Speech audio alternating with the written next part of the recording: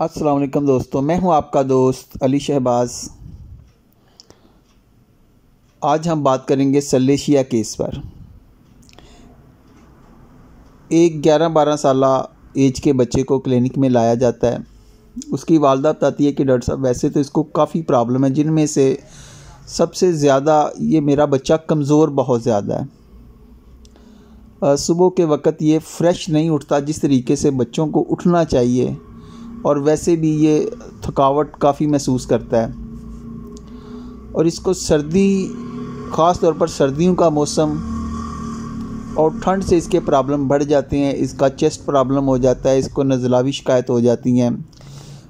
फिर कई कई दिन तक ये इसमें मुब्तला रहता है और जल्द ठीक नहीं होता। और वैसे भी ये दूसरे बच्चों के निस्बत ये जल्द थक जाता है, कमज़ोरी महसूस करता है। तो इस तरीके से एक लंबी लिस्ट थी जो उसकी वालदा ने बताई, और ख़ास तौर पर इस बात पर ज़ोर दिया गया कि डॉक्टर साहब ये डर्टी चीज़ें कपड़ों को चूसना शुरू कर देता है, कागज़ खाना शुरू कर लेता है, और इसके अलावा ये अपने नाखूनों को कुतरता रहता है अपने मुंह के साथ। मुंह में गंदी चीज़ें डालना, उंगलियां मुंह में डालना, और रात को सोते वक्त अक्सर जैसे बच्चे तबक नहीं जाते हैं, तो ये इस किस्म के इसको प्रॉब्लम है और डॉक्टर साहब इसको होश नहीं आती है।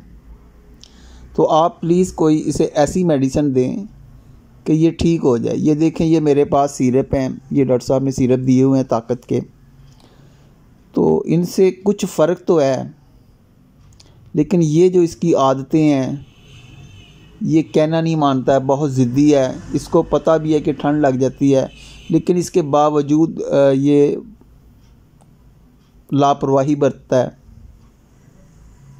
तो आप इसे कोई अच्छी सी मेडिसिन दें।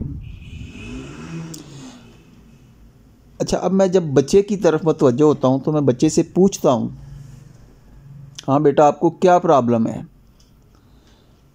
तो वो बच्चा मेरी तरफ देखता ही नहीं है।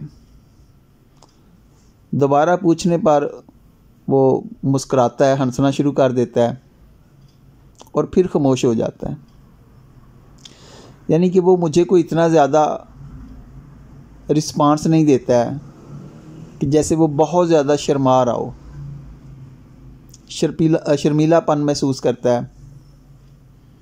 फिर वो बताता है कि मुझे स्कूल का सबक तो ठीक तरीके से याद हो जाता है, लेकिन सपारा पढ़ने जाता हूँ तो वो सबक जो अरबी का है वो मुझे जल्द याद नहीं होता है, और मैं थकावट महसूस करता हूँ, थक जाता हूँ, और शरारती भी है।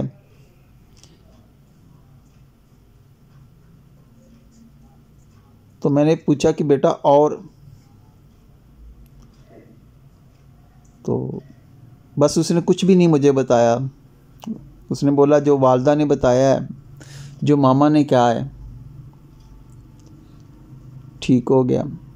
अच्छा, जब मैंने उसकी अलामात को नोट कर लिया है तो वो मैंने देखा है कि वो बच्चा उठा है और अपनी माँ के कानों में जाके उसने कुछ खुसर फुसर की है।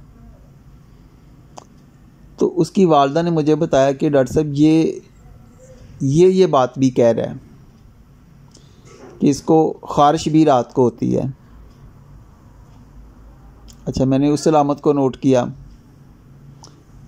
फिर मैंने बच्चे से पूछा कि भाई और कोई अगर आपको बच्चे प्रॉब्लम है तो आप मुझे वो भी बता दें।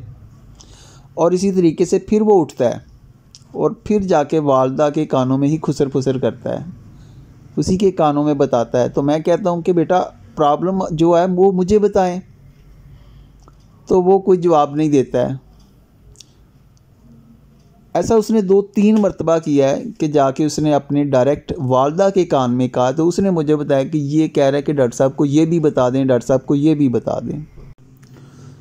तो ऐसे बच्चे जो बहुत ज़्यादा शर्मीले होते हैं, अपनी बात को ठीक तरीके से दूसरों के सामने नहीं कह सकते, उसका इजहार नहीं कर सकते हैं, तो अक्सर देखा गया कि वो अपनी बात जो है डॉक्टर के सामने बताने की बजाय वो अपनी वालदा के कान में या जो भी उनके साथ आया होता है तो उसके कान में जाके सरगोशी करते हैं। अब ये जो अलामत है ये बड़ी ही अहमियत की हामिल है।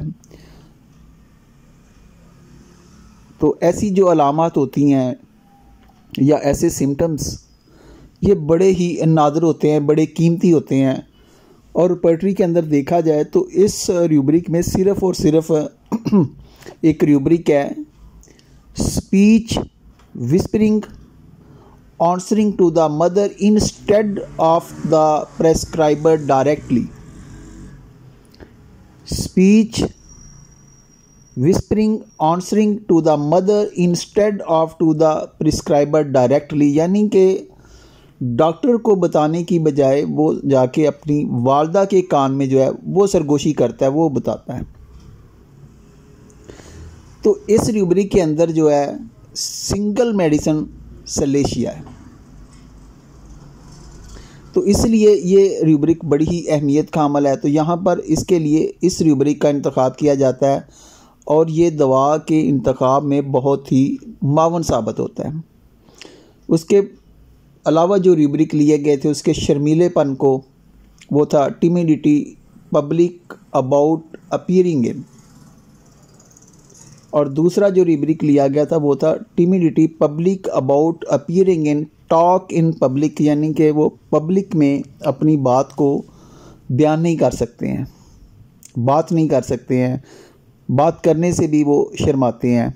इसी तरीके से एक लाफिंग रूब्रिक लिया गया। तो ये जो कुछ रूब्रिक थे ये बड़ी ही अहमियत के अमल थे।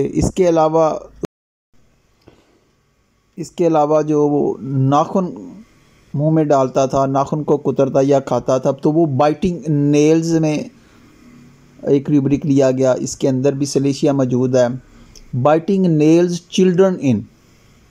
इसी तरीके से एक और रूब्रिक है बाइटिंग ऑब्जेक्ट्स, और इसके अलावा कुछ जर्नल और फिज़िकल रूब्रिक को भी देखा गया।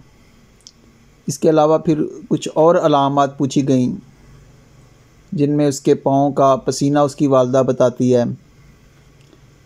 तो ये होल जब केस लिया गया तो ये सारे का सारा जो केस था ये सलेशिया की तरफ जाता था, और ख़ास तौर पर मॉर्निंग सुबह के वक़्त वो जब उठता था तो बहुत ज़्यादा थका हुआ, फ्रेश नहीं होता या थकावट महसूस होना। तो इन सारे रूब्रिक की बुनियाद पर उसके लिए जिस दवा का इंतखाब किया गया वो था सलेशिया, और होपफुली इसने बहुत ही अच्छा रिस्पांस दिया। क्योंकि अभी ये केस चल रहा है और इंशाअल्लाह ताला ये केस इससे क्योर हो जाएगा।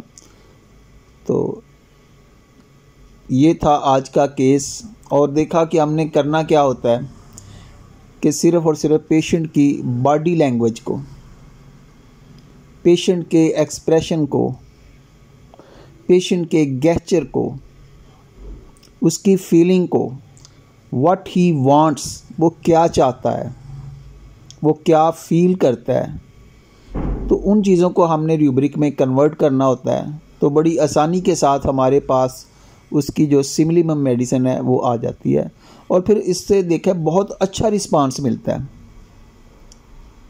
तो मुझे शुरू में तो वाकई इस मेथड को मैं कोई इतना पसंद नहीं करता था, लेकिन जैसे जैसे मैं इस पे काम कर रहा हूँ तो मुझे बड़ा मज़ा आ रहा है, और मुझे सीखने का, बल्कि बहुत ज़्यादा सीखने का जो है मौका मिलता है जब हम रिपर्टरी के अंदर किसी रूब्रिक को स्टडी करते हैं, फिर उसके अंदर जो मेडिसिन होते हैं फिर उनका डिफ्रेंशिएट करते हैं।